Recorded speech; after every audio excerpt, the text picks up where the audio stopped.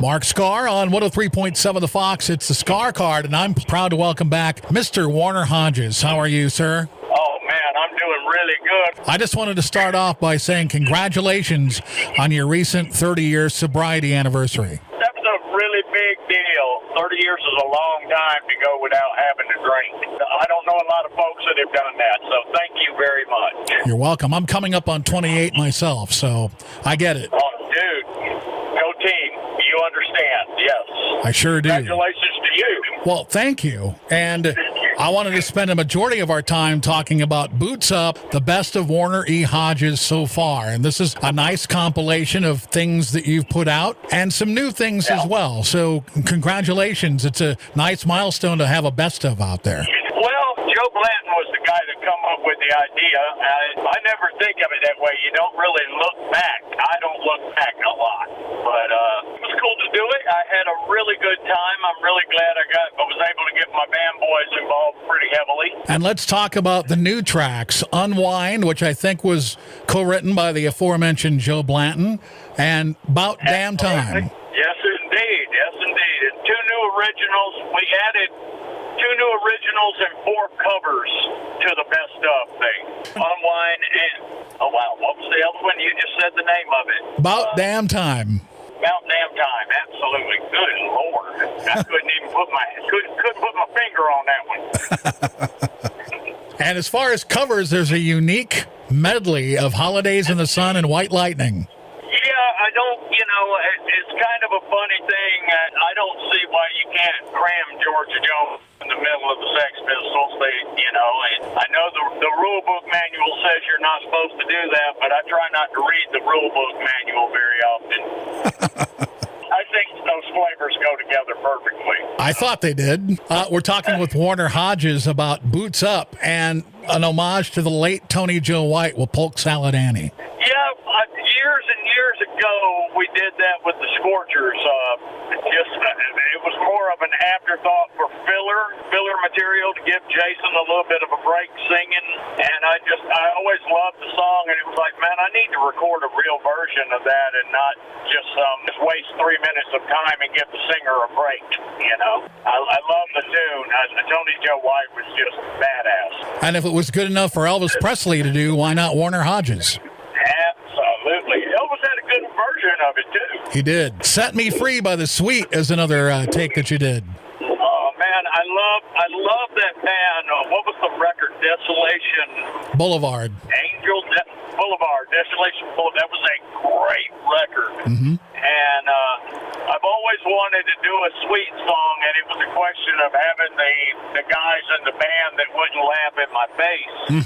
And my British boys are all Sweet fans, so it worked out perfect. Fantastic. And then a great version of Good Hearted Woman, Waylon Jennings. Well, Waylon's in the DNA, and we just took that and kind of tried to rock it up a little bit, pay homage to him up front, and then just rock it up a little bit. It's Waylon Jennings, dude. You can't mess a Waylon Jennings song up. They're already great. Talking to Warner Hodges, and I wanted to talk to you about Just Feels Good was the Warner Hodges Band album that came out last time we had you on the show. That's right. Just Feels Right.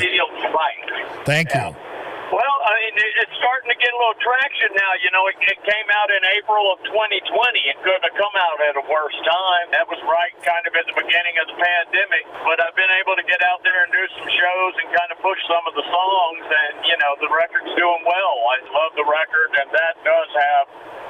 the whole record is my band, John Powney on drums, Jason Knight on bass, and Ben Marston on guitar, and myself. So really good record. Yeah. Something else that you were involved in was this Piratas project.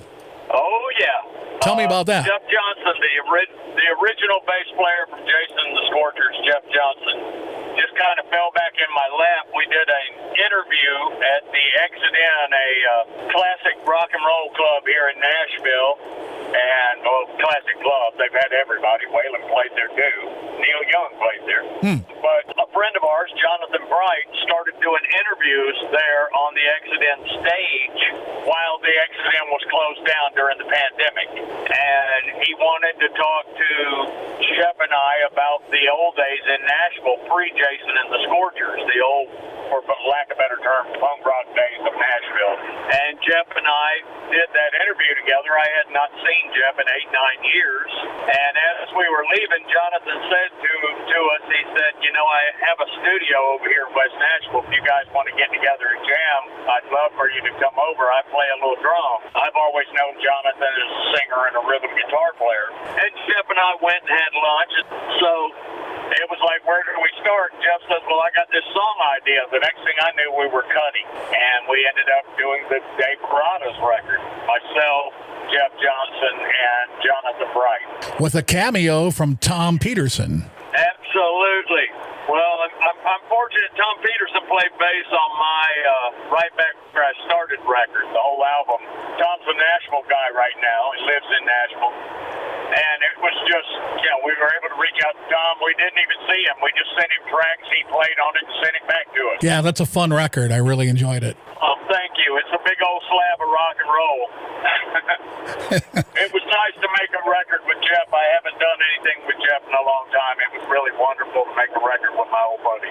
Obviously, you just recently announced your departure from Jason and the Scorchers. I'll be honest, I didn't know the Scorchers were still active. Well, we really haven't been a lot. I mean, we did in 2019, we did 8 shows, but we haven't really been active for a while. I've been bouncing, leaving around in my head for a few years. And you know, with the death of Al Collins, our last bass player, he had a heart attack and passed away during COVID.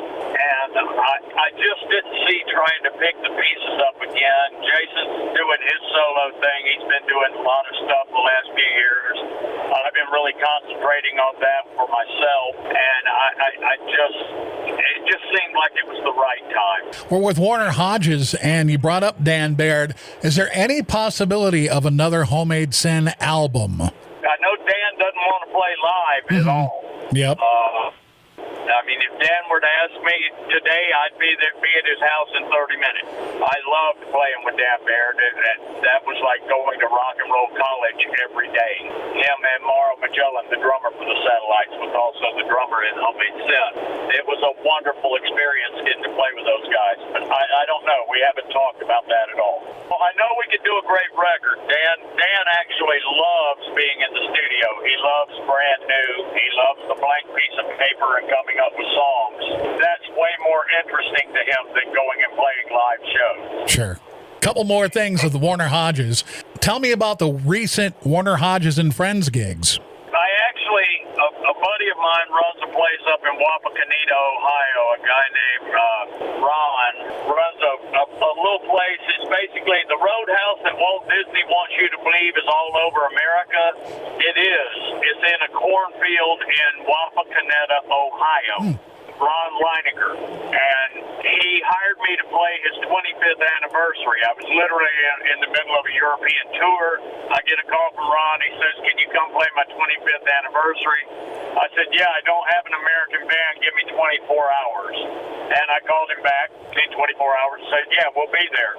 I had gotten Joe Blanton, of course, Sean Sabacool, who was the last bass player in Dan Baird and Homemade Sin. Yep.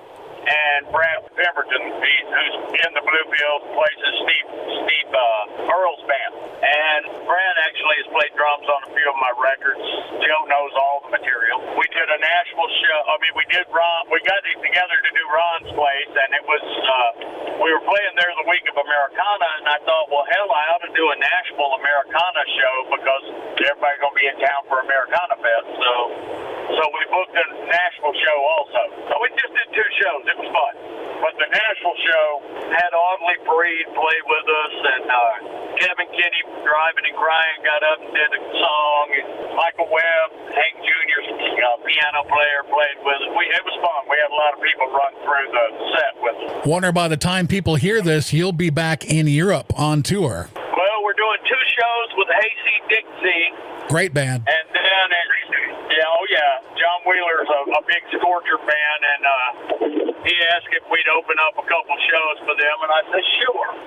I think he wants to sing White Lies with us, so which is fine. And then we got it's like a 17-18 city co-bill with Ryan Hamilton, who's out of Texas, and it's going to be good. I'm going to the Orkney Islands for the first time. I've never played there. I'm looking forward to that. It's going to be a big old slab of rock music in Britain. And then next February, Warner, you're going to do the Outlaw Country Cruise. Absolutely, going to do the Outlaw Country Cruise. I'm going to fly my British boys back over, and we're going to come to Nashville and record the next studio record at the same time. Either before or after the cruise, we're going to come to Nashville and record. Wonderful. So no new music in 2023. Absolutely. There's also going to be a live DVD from Sweden Rocks this year out next year. I'm excited. So am I. Next year's going to be a big year for us. Wonderful. Well, we'll have you back then. Well, thank you, Mark. I'll gladly come. I gladly love talking to you. Warner, thank you so much, and have a blast in Europe, and we'll catch up with you soon. Thank you, Mark. That's Warner Hodges on the Skaar Kaard. I'm Mark Skaar on 103.7 The Fox.